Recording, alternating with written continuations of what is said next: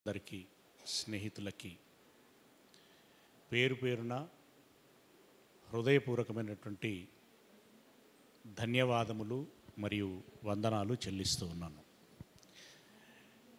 ప్రియమైనటువంటి దేవుని వారలరా, బహుశా ఇక్కడ క్రైస్తవులు ఉన్నారు, క్రైస్తవులతో పాటు క్రైస్తవులు కానటువంటి మా బంధువులు ఉన్నారు. చిరంజీవి బంధువులే కాదు, సుధ బంధువులే కాదు, క్రైస్తవులమైనటువంటి మా బంధువులు మీరు. ప్రియులరా, ఎందుకు బంధువులు అని అంటున్నాను అనంటే, మనమందరము గృహాలు కట్టుకున్నా, గుడిచె కింద ఉన్నా, నడుస్తున్నా, పడుకుంటున్నా ఒక్క నేల మీద ఉన్నాం. ఈ నేలను దేవుడు ఆకాశముతో కప్పాడు. ఈ ఆకాశము అనేటువంటి ఈ గుడారములో దేవుడు మనల్ని అందరినీ బ్రతకమని పంపించాడు.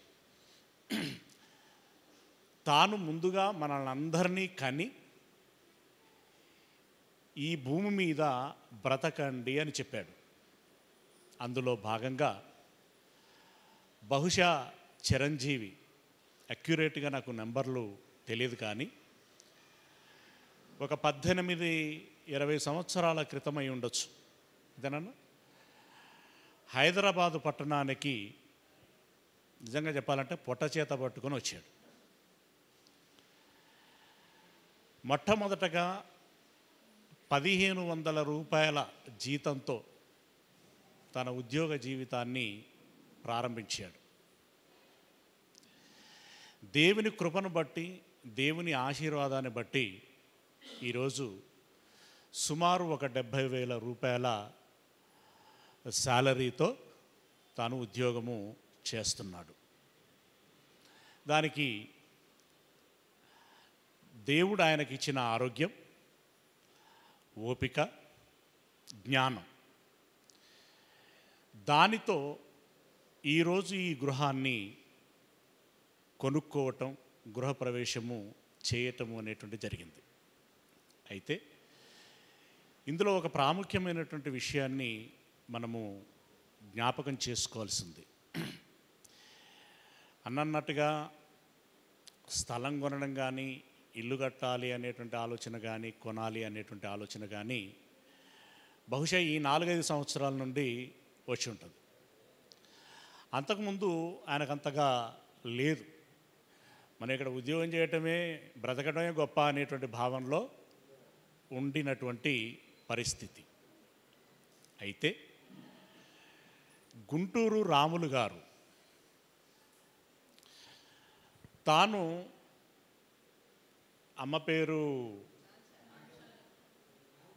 నాంచారమ్మ, వెరీ గుడ్, నాంచారమ్మ, దేవుడు కలిపినటువంటి ఒక చక్కని బంధం ఉండేది. చూడడానికి భిన్న ధృవాలుగా కనబడతారు, కానీ ఆ భిన్న ధృవాలు కలిస్తేనే బ్యాలెన్స్ అయింది. వారిని దేవుడు ఆశీర్వదించాడు. ఎవరైనా చూడండి, తొలుచూరు సంతానము వారి ఒడిలోనికి వచ్చిన తర్వాత ముద్దు మురిపెములతో సంతోషపడతారా లేదా? మొట్టమొదటి ప్రేమ ఎవరికి దక్కుతుంది? మొదటి కుమారుడికి దక్కుతుంది, జ్యేష్ఠుడికి. రెండవ కుమారుడు పుడతాడు. ఆ ప్రేమ కాస్త ఏమవుతుంది? పెద్ద కుమారుడిలో ఉన్నటువంటి ప్రేమ ఒక 20% తగ్గించి, సహజమిది, రెండవ కుమారుణ్ణి ప్రేమించటం ప్రారంభిస్తుంటారు. అలా తదనంతరం కూతురు, ఆ తదుపరి మరొక కుమారుడు, ఆ కుమారుని తర్వాత కూడా ఇంకొక కుమారుడు. ఎంతమంది వెళ్ళి ఇప్పటికీ? 5. ఆ 5 తర్వాత చివరగా చిట్టిబాబు అయినటువంటి చిరంజీవిని దేవుడు ఆయనకి అనుగ్రహించాడు. ఆయన పూర్తి పేరు చిరంజీవి చిట్టిబాబు. ఓకే, ఇలా ప్రేమ పెద్దవారి నుండి మెల్లిమెల్లిగా మెల్లిమెల్లిగా మెల్లిమెల్లిగా ఎక్కడి దాకా వచ్చింది? చిన్న కుమారుని దాకా వచ్చింది. నిజంగా చెప్పాలంటే సరే, వాళ్ళకి వాళ్ళ తండ్రి తల్లి, వాళ్ళ పిల్లలు, వాళ్ళ అనుబంధము, వాళ్ళ ప్రేమ, వాళ్ళ యొక్క అండర్స్టాండింగ్, అవగాహన, అదంతా వాళ్ళకి బాగా తెలుసు.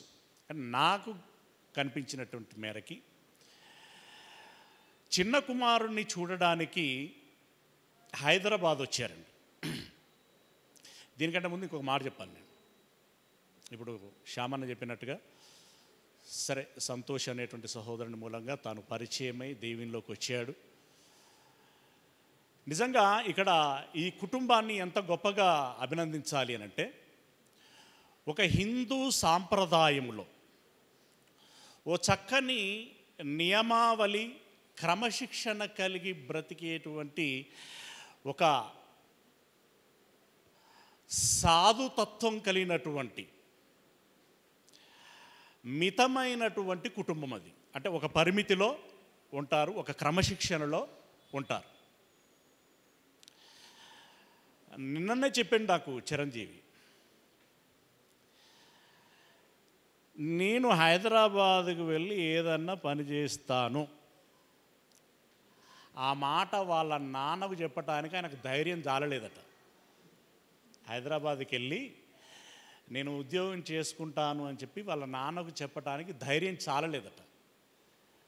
అప్పుడు పెద్దన్నయ్య యొక్క కూతురు, చిన్న కూతురు, అమ్ములు అనుకుంటా, అమ్ములేనా, కల్పన, అమ్ములని కూడా పిలుస్తారు కదా, కల్పన ఇక్కడుందా? లేదు. అంటే కల్పన అంటే కూతురు అవుతుంది, అన్నబిడ్డ. ఆమె చెవిలో చెప్పిండట, ఏమని, నేను ఇట్లా హైదరాబాద్ పోదాం అనుకుంటున్నాను,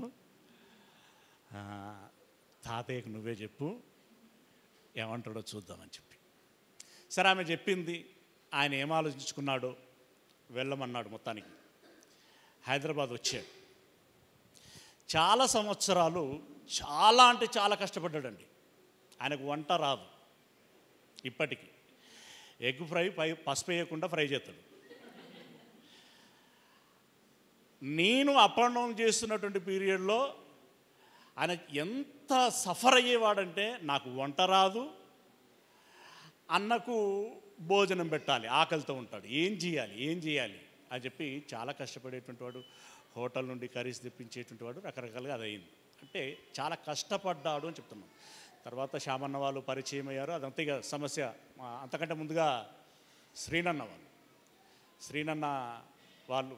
వాళ్ళ అప్ అండ్ డౌన్ చేసి చేస్తున్నటువంటి కాలంలో శ్రీనన్న వాళ్ళ ఇంట్లోనే పడుకునేటువంటి వాడిని, శ్రీనన్న వాళ్ళే 2 పూటలు 3 పూటలు భోజనం చేసేటువంటి వారు. ఆ తర్వాత శ్యామన్న వాళ్ళు పరిచయం అయ్యారు. ఆ రకంగా వారు సేవలో వారిదైనటువంటి తోడ్పాటును అందించాడు. అప్పుడు చిరంజీవికి కొంచెం వెసులుబాటు ఏర్పడింది. సరే, ఆ కష్టాలలో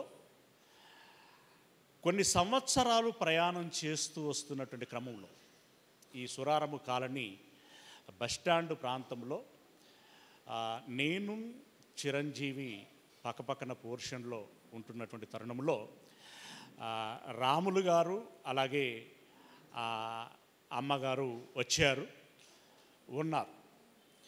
అప్పుడు రాములు గారు మొట్టమొదటగా నాతో అన్నటువంటి మాట ఏంటంటే, పాస్టర్ గారు, నా కొడుకు నువ్వు చెప్పు,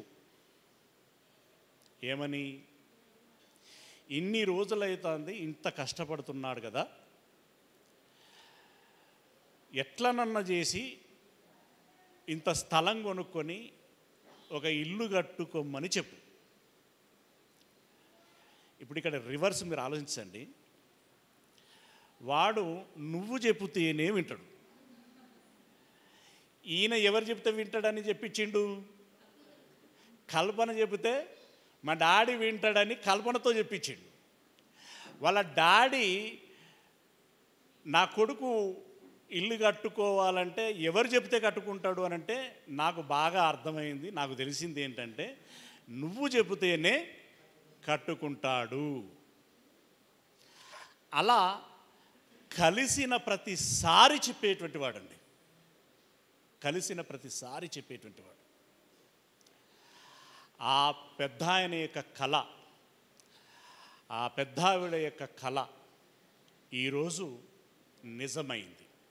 వారు లేకపోయినా వారి యొక్క ఆశీర్వాదాలు ఆ పిల్లల పట్ల ఉన్నాయి. వారు గృహాన్ని సంపాదించుకోగలిగారు.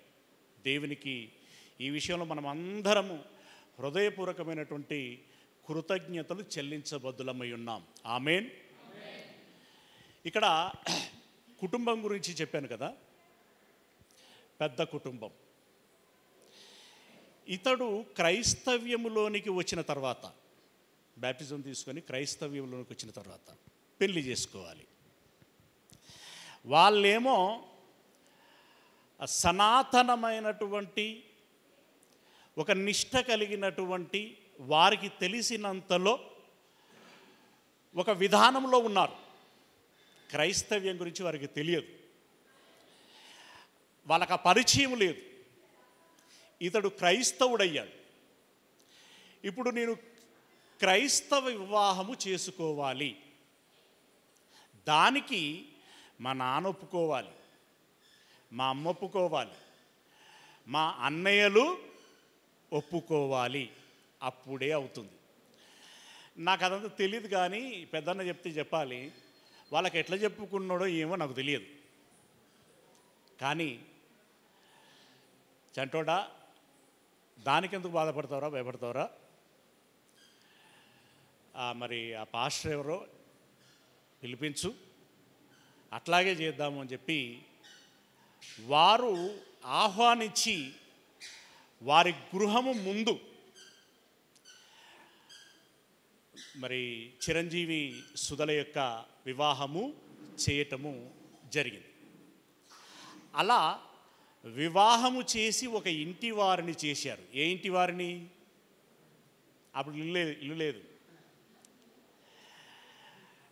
అంటే వివాహము చేసి వారిని జతపరిచారు. వారు ఉండడానికి ఒక ఇల్లు కావాలని పెద్ద ఆయన మంకుపట్టు పట్టుండే. ఆయన దేవుడు అతన్ని త్వరగా పిలిచాడు. కానీ ఈరోజు మన మధ్యలో ఉంటే మన అందరికంటే, ఈవెందో నాకంటే అత్యధికంగా అతిశయించేటువంటి వాడు, సంతోషించేటువంటి వాడు పెద్దావిడ కూడా. మొత్తానికి ఈరోజు ఈ రకంగా కళ నెరవేరింది. ఎన్ని వేలతో ప్రారంభించాడు ఉద్యోగం? 1500. ఇప్పుడు ఈ గృహము కొని గృహప్రవేశం చేసే నాటికి ఎంత ఖర్చు అయిందనుకుంటున్నారు? 1 కోటి రూపాయలు. ఊహించగలమా? ఊహించలేం. దేవుడు ఒక చక్కని అవకాశం ఇచ్చాడు, గృహం ఇచ్చాడు, గృహప్రవేశం చేశాడు. అన్నలు గర్వపడుచున్నారు అని అనుకుంటున్నాను నేను. మొన్న చిరంజీవితో నేను అన్నాను, అన్నయ్యలు వస్తే నీ గృహాన్ని చూసిన తర్వాత చాలా గర్వపడతారు అనుకుంటున్నాను అన్నాను. మేబీ వారు గర్వపడతారు, ఎందుకంటే వాళ్ళ మనస్సు మంచిది. ఇప్పుడు మేమే బాగుండాలి, వాళ్ళు ఎట్టున్నా పర్వాలేదు అనుకునేటువంటి తత్వం కాదు అది. మా ఓడు బాగుండాలి అని భావించి ఆ రకంగా ఆశీర్వదించేటువంటి మనసు కలిగినటువంటి వారు. కాబట్టి ఈరోజు కుటుంబ సభ్యులందరూ కూడా, ఇంకొక విషయం చెప్పాలి, వాళ్ళ వదినలకి ఈయన మరిది కాదు. వదినలకి మామూలుగా వదినలు అంటే మరిది కదా, కానీ అలా చూడలేదు వాళ్ళు.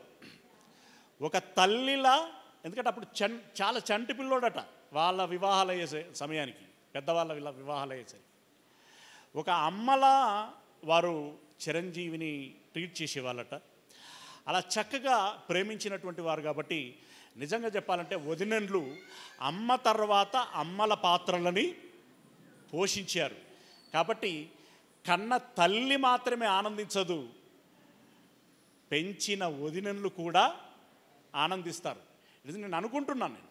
రైట్, ఓకే, చాలా సంతోషం. అన్నయ్యలకి సంతోషం, వదినలకి సంతోషం, మిగిలిన కుటుంబ సభ్యులందరికీ కూడా సంతోషం, వాళ్ళ అక్కయ్యకి కూడా సంతోషం, మనకి కూడా సంతోషం. అయితే ఇక్కడ జాగ్రత్తగా మనం గమనించాల్సినటువంటి విషయం ఏంటంటే,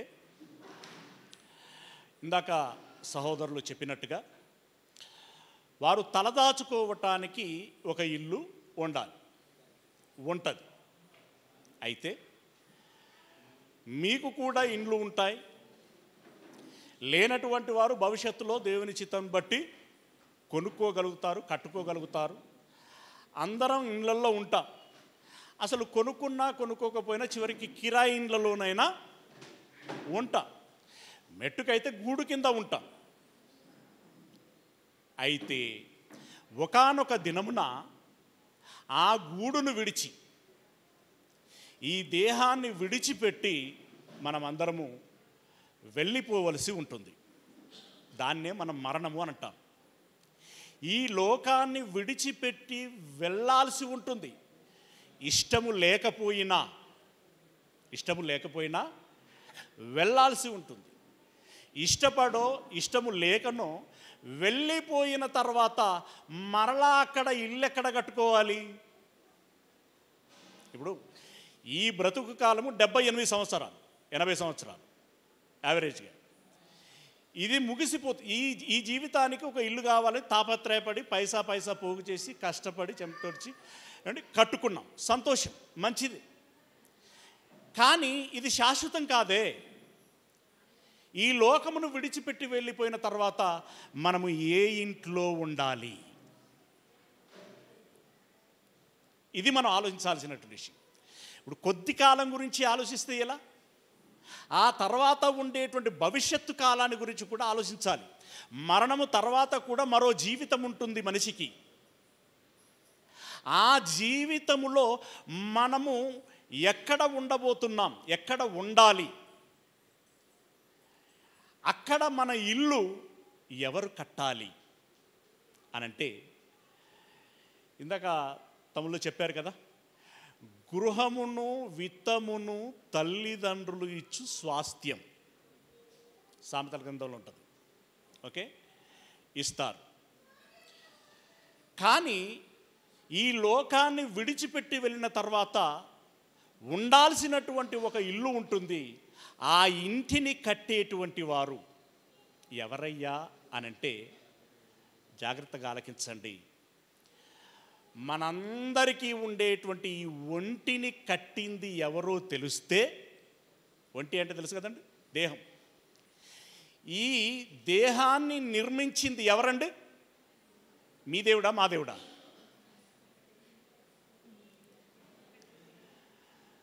చెప్పాలి మేడం, చెప్పాలి. మీ దేవుడా, మా దేవుడా? మన దేహాలు ఉన్నాయి కదా, ఈ దేహాలను కట్టింది ఎవరి దేవుడు? తేలాలి రాదు. ఏమండి, మీ దేవుడు మా దేవుడు అనేది ఉండదు.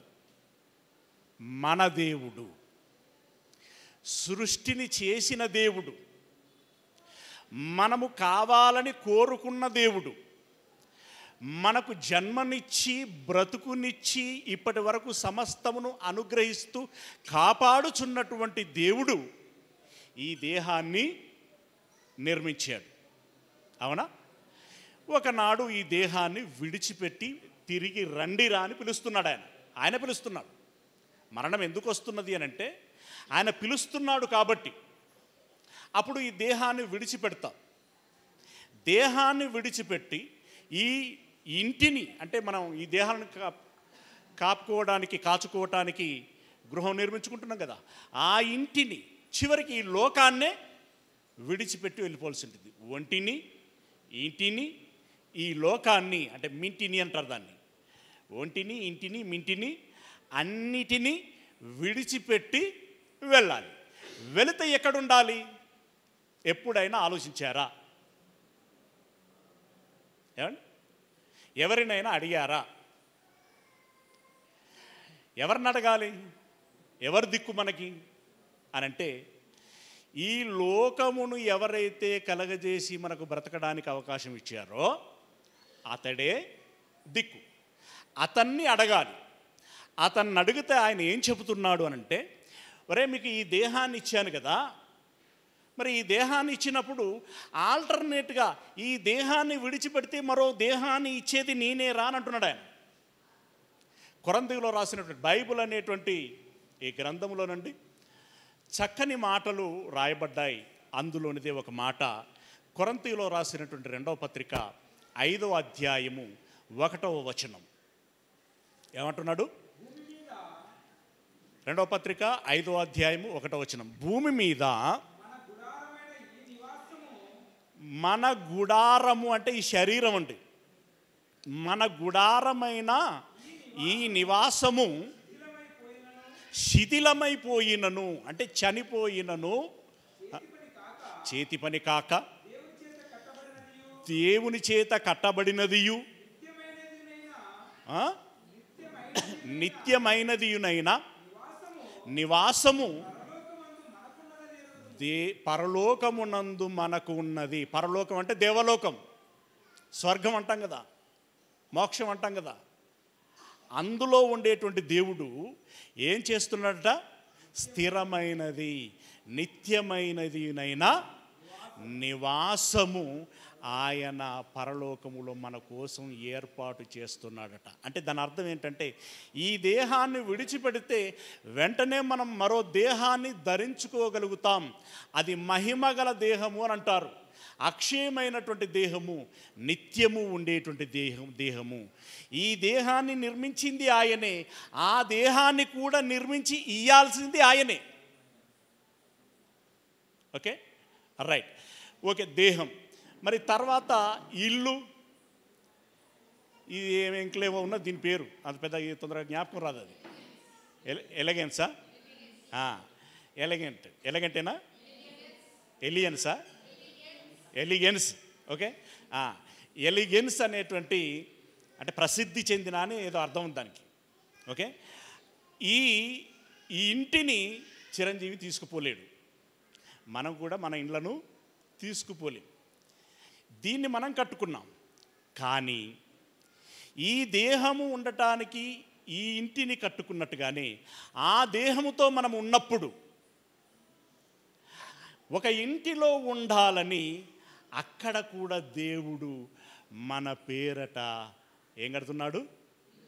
అపార్ట్మెంట్లు కాదు, ఏం కడుతున్నాడు? సువిశాలమైనటువంటి ఇండిపెండెంట్ హౌజులు కడుతున్నాడు. ఎస్, కడుతున్నాడు. ఒకసారి చూడండి, హెబ్రీలో రాసినటువంటి పత్రిక 11వ అధ్యాయం 10వ వచనం. హెబ్రీలో రాసినటువంటి పత్రిక 11వ అధ్యాయము 10వ వచనము. ఎలయనగా దేవుడు దేనికి శిల్పియు నిర్మాణకుడునై ఉన్నాడో, పునాదులు గల ఆ పట్టణము. ఏ పట్టణం? ఆ పట్టణం అంటే హైదరాబాద్ కాదు, బొంబాయి కాదు, ఢిల్లీ కాదు, మద్రాసు కాదు. ఇది పరలోక పట్టణం. ఏమన్నాడు? దేవుడు దేనికి శిల్పియు నిర్మాణకుడునై ఉన్నాడో, పునాదులు గల ఆ పట్టణము కొరకు అబ్రహాము ఎదురు చూచుచుండెను. అంటే మనకంటే పురాతనమైనటువంటి పితరుడు అబ్రహాము అనేటువంటి ఒక భక్తుడు, ఇదిగో నాకు ఇక్కడ ఇల్లు లేకపోయినా పర్వాలేదు కానీ దేవా అక్కడ మాత్రం నాకు ఇల్లు కావాలి అని చెప్పి అడిగి ఎదురు చూస్తున్నాడట. ఎవరు కట్టించేటువంటి ఇల్లు? దేవుడు కట్టించేటువంటి ఇల్లు. మనం కట్టాల్సినటువంటి అవసరము లేదు. ఎక్కడ కొనాలి స్థలం? ఏ ఇంజనీర్ని కలవాలి? ఏ మేస్త్రిని మాట్లాడుకోవాలి? ఏ సరుకులు ఎక్కడెక్కడ నుండి తేవాలి? ఎట్లా కట్టియాలి? దీనికి ఎంత ఖర్చు అవుతుంది? ఇంత పెట్టుబడిని పెట్టగలనా లేదా? పూర్తి చేయగలనా లేదా? అయ్యో అనుకున్నట్టుగా అవ్వట్లేదే, ఈ టెన్షన్ ఏమీ ఉండదు. చిరంజీవి సంవత్సర కాలంగా కష్టపడి, ఆయన ముఖం చూసి ఉంటారు ఇలా, అంత కష్టపడి ఈరోజు గృహప్రవేశం చేస్తున్నాడు. ప్రియులరా, ఆ గృహప్రవేశానికి, ఆ నిర్మాణానికి మనం ఎవ్వరము ఏమీ కష్టపడాల్సినటువంటి అవసరము లేదు. ఆయనే నిర్మిస్తాడు. ఆ నిర్మించినటువంటి ఇంటిలోనికి మనం మరణించిన తర్వాత గృహప్రవేశం చేయటమే. ఏమండి, మనం మరణించిన తర్వాత గృహప్రవేశం చేయటమే. దేవుడు కట్టిన ఇంటిలోనికి సంతోషంగా మనం, మీరు కుడి పాదం పెడతారో ఎడమ పాదం పెడతారో మీ ఇష్టం, మొత్తానికి దాని తాళపు చేలు ఎవరికి ఇస్తాడు? మీకు ఇచ్చేస్తాడు. ఇది నిజం. అయితే ప్రియులరా, ఆ దేవుని యొక్క సంకల్పము ఏదైతే ఉన్నదో, మనకు ఒక ఇల్లును ఇవ్వాలి అని చెప్పి, ఒక శాశ్వతమైనటువంటి గుడారముగా, అమరత్వముగా ఉండేటువంటి మనకు ఒక శాశ్వతమైనటువంటి గుడారమును ఇవ్వాలని దేవుడు తలంచి, ఆ బాధ్యతలు మన వలనే తన జ్యేష్ఠ కుమారుడైనటువంటి, ఏమండి, ప్రతి ఇంటిలో తండ్రి తర్వాత తండ్రి అని ఎవరిని అంటారండి? పెద్దన్నను అంటారు కదా, పెద్ద కుమారుడిని అంటారు కదా. ఆ పెద్ద కుమారుడు యేసు ప్రభుల వారు. ఆ యేసు ప్రభుల వారికి ఆ బాధ్యతను అప్పగించి, వరే నీ తమ్ముళ్ళు రాబోతున్నారు, మరి చెల్లెళ్ళు లేరా అనుకోకండి, చెల్లెళ్ళు రాబోతున్నారు. వాస్తవానికి ఈ దేహాన్ని విడిచిపెట్టిన తర్వాత లింగభేదాలు ఉండవు. రాబోతున్నారు, వాళ్ళ కోసం నీవు నిర్మాణము చేయము అని చెప్పి యేసయ్యకు బాధ్యత అప్పగించాడు. అప్పగిస్తే ఆయన ఏం చేస్తున్నాడట అంటే, జాగ్రత్తగా వినండి, కథ కాదు, రియాలిటీ. రుజువు చేస్తావా అనంటే రుజువు చేయబడుతుంది. ఓకే, యోహాను సువార్త 14వ అధ్యాయము 2వ వచనములో నుండి, యోహాను సువార్త 14వ అధ్యాయము 2వ వచనములో నుండి, నా తండ్రి ఇంట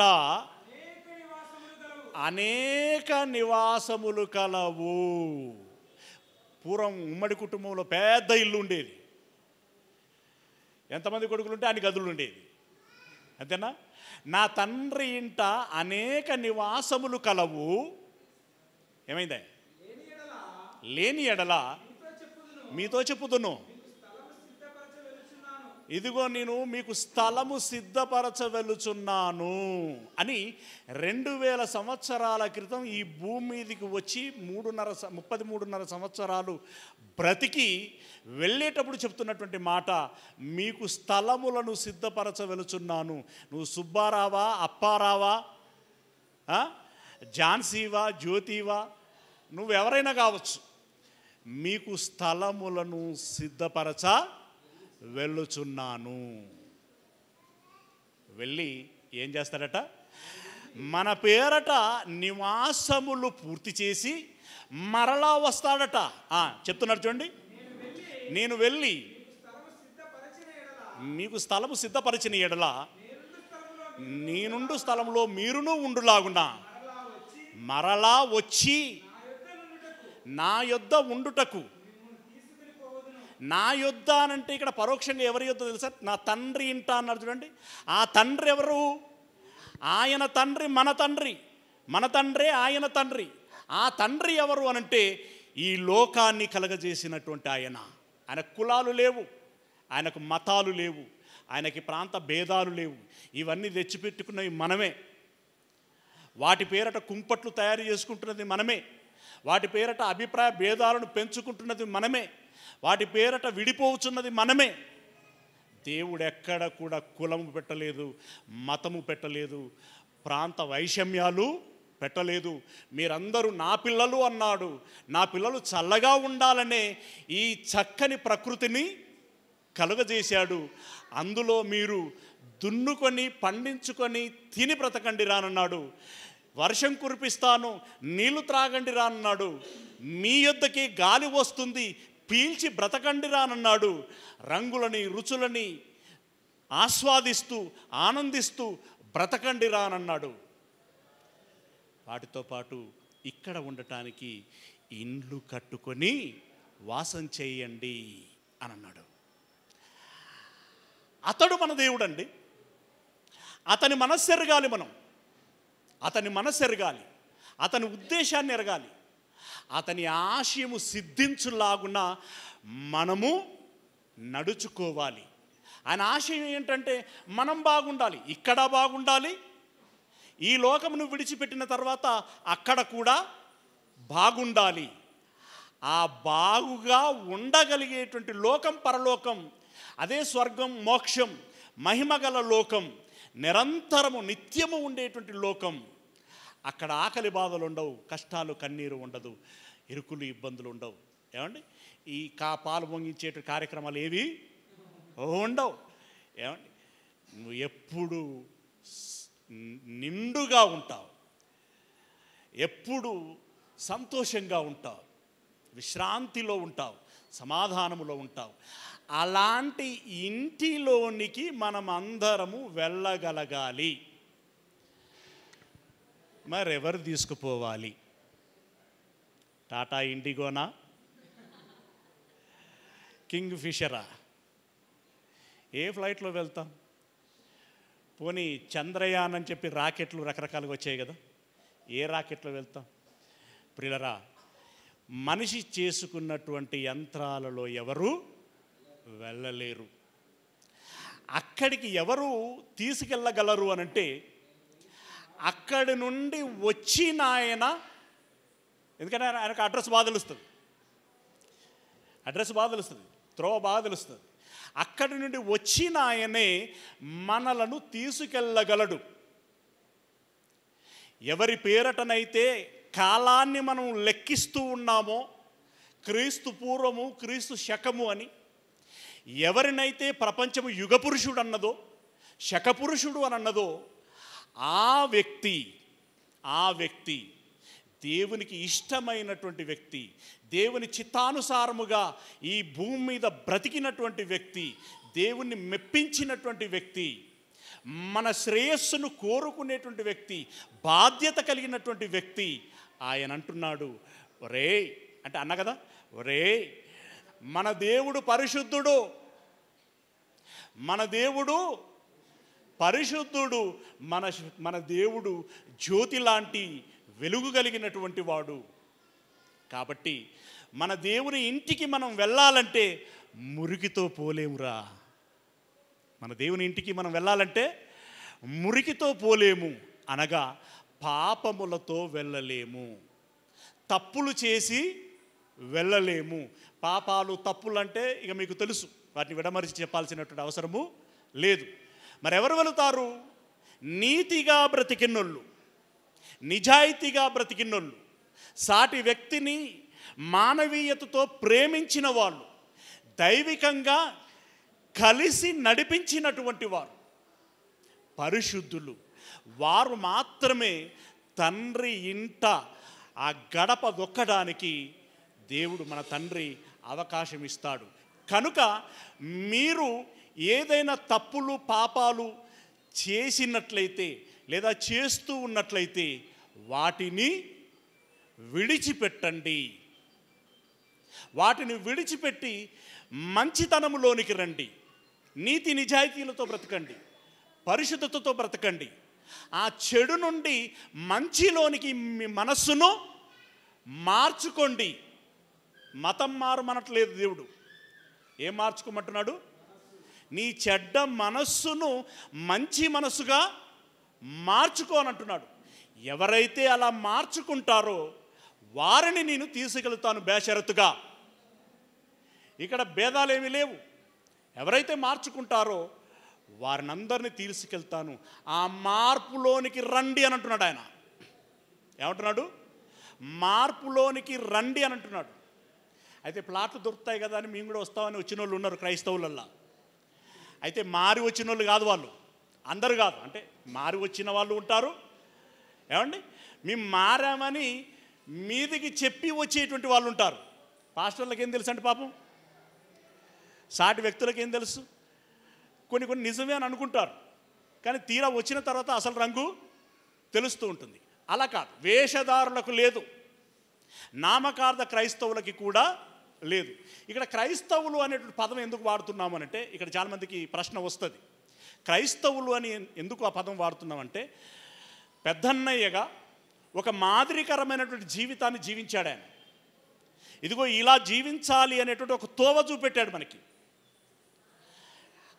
ఆయన జీవించినట్టుగా జీవిస్తూ ఆయన నడిచిన త్రోవలో ఎవరైతే నడుస్తారో వారు క్రైస్తవులు అనబడతారు. ఎందుకంటే క్రీస్తును పోలి నడుచుకున్నారు కాబట్టి వారికి క్రైస్తవులు అనేటువంటి ఒక పేరు, ఆ సమాజానికి గుంపు అంతటికి ఒక పేరు ఉండాలి కాబట్టి ఆ రకంగా క్రైస్తవులు అనేటువంటి పేరు పెట్టడం జరిగింది. అలా ఇప్పుడు క్రైస్తవులను మాత్రమే తీసుకెళ్తానంటున్నాడా అంటే కాదు. ఏమంటున్నాడో తెలుసా అండి, ఇదిగో ఈ విషయాలు ఎరగనటువంటి మీరందరూ, సృష్టికర్తను ఎరగనటువంటి మీరందరూ, నా పరిచయము లేనటువంటి క్రీస్తు అయినటువంటి యేసు క్రీస్తు అయినటువంటి నా పరిచయము లేనటువంటి మీరందరూ కూడా ఈ విషయం తెలుసుకొని, ఇదిగో నేను చెబుతున్నాను, ఇదిగో నా తమ్ముళ్ళ ద్వారా చెప్పిస్తున్నాను, మీరు వినండి, ఇదే నా ఆహ్వానం. ఏమంటే అప్పుడప్పుడు మనం నేరుగా వెళ్ళి ఇన్విటేషన్ ఇస్తాం, నేరుగా వెళ్ళి కలిసేటువంటి అవకాశం లేకపోతే మరొకరి ద్వారా ఇన్విటేషన్ పంపిస్తాం. అలా ఇప్పుడు మాబోటి వారి ద్వారా మీ అందరికీ ఆహ్వానము ఆయన పలుకుచున్నాడు. పలికి ఇదిగో నా వెంట రండి నేనే అని అంటున్నాడు. అక్కడ ఏమంటున్నాడు చూడండి, కిందికి వెళ్ళినట్లయితే 6వ వచనంలో, నేనే మార్గమును సత్యమును జీవమును, నా ద్వారానే తప్ప, ఎందుకంటే ఆ రూట్ ఏంటో నాకే తెలుసు. అంటే మిగతా ఎవరికి తెలియదా అని అంటే, ఈ ప్రపంచములో ఆది మానవుడు మొదలుకొని ఇప్పటి వరకు మరణించి తిరిగి లేచినటువంటి వారు ఎవరైనా ఉన్నారా అనంటే, పునరుత్థానము చెందినటువంటి వారు ఎవరైనా ఉన్నారా అనంటే, శకపురుషుడు యుగపురుషుడు అయినటువంటి క్రీస్తు యేసుల వారు మాత్రమే ఉన్నారు. ఆయన మాత్రమే అక్కడి నుండి వచ్చి తిరిగి అక్కడికి వెళ్ళినటువంటి వాడు కాబట్టి ఆయనకు ఆ అడ్రస్లు తెలుసు, ఆ త్రోవలు తెలుసు, ఎలా వెళ్ళాలో, ఆ పాస్పోర్ట్ లేనిది, ఆ వీసా లేనిది, అవన్నీ ఆయనకు బాగా తెలుసు. కాబట్టి నన్ను అప్రోచ్ అవుతే నేను మిమ్మల్ని తీసుకెళ్తాను అని అంటున్నాడు. మనకి ఇక్కడ భేషజాలు అవసరమా? అంటే అమెరికాకు వీసా వస్తున్నది, ఫ్రీగా 4 రోజులు తిరిగి రావచ్చు అని చెప్పేసి ఎవరైనా పాస్పోర్ట్ తీసి వాళ్ళే వీసా ఇప్పిస్తే పోమా మనం? మాకుల పొడి పిత్తిన పోతా ఉంటామా? అంటామా అండి? అనం. అంటే ప్రపంచంలో మంచి చూడదగినటువంటి ఆ ప్రదేశాలన్నింటినీ చూపించుకొస్తామండి ఫ్రీగా, మేమే పాస్పోర్ట్ ఇప్పిస్తాం, మేమే వీసా ఇప్పిస్తామనంటే పోతాం కదండి. అక్కడ కులాలు మనం చూడం, మతాలు మనం చూడం.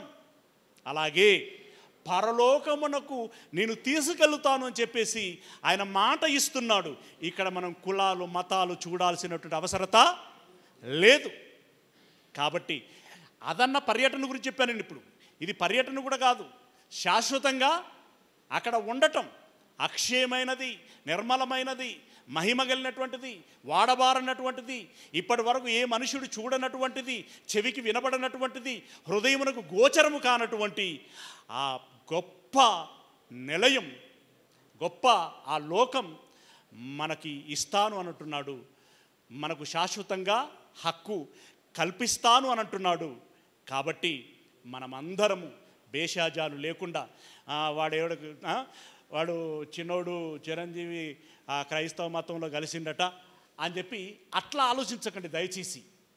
క్రైస్తవ మతములో కలవటం అంటే ఇందాక చెప్పాను కదండి, ఒక మార్పులోనికి వచ్చి ఒక జీవితాన్ని ఒక క్రమశిక్షణలో నడిపించుకోవటం అనేటువంటిది. గనుక ప్రియులారా, మరి యేసు మనల్ని అందరినీ మరణించిన మరో లోకములోనికి తీసుకెళ్ళటానికి సిద్ధంగా ఉన్నాడు. తీసుకెళ్ళి అక్కడ మనకు శాశ్వతమైనటువంటి గృహములు ఇవ్వబోతున్నాడు. కనుక టెంపరరీ గృహాలు ఉండొద్దు అని నేను అనట్లా, కానీ కట్టుకున్న తర్వాత అవి ఉండి మనం లేకపోతే ఏం ప్రయోజనం కదా. గనుక మనకు శాశ్వతమైనటువంటి గృహం ఉండాలి. మనం శాశ్వతంగా ఉండబోతున్నాం కాబట్టి మనం శాశ్వతంగా ఉండబోతున్నటువంటి మనకి శాశ్వతమైనటువంటి గృహం కావాలి. ఆ గృహము దేవుడు ఏర్పాటు చేస్తున్నాడు. దానికి యేసయ్య తీసుకెళ్తున్నాడు. అక్కడికి యేసయ్య తీసుకెళ్తున్నాడు. కాబట్టి దయచేసి మీరందరూ యేసయ్య తీసుకెళ్తాడా, ఎట్లా తీసుకెళ్తాడో చెప్పండి, కొన్ని సలహాలు సూచనలు ఇవ్వండి అని అంటే మీరు ప్రేమతో అడిగినా, చూపెట్టయ్యా అని చెప్పి బెదిరించి అడిగినా నేను చెప్పటానికి సిద్ధంగా ఉన్నాను. కనుక దయచేసి ఆలకించండి. ఇక్కడ వచ్చినటువంటి మనమందరం ఆ శాశ్వతమైనటువంటి గృహములోనికి వెళ్ళాలి.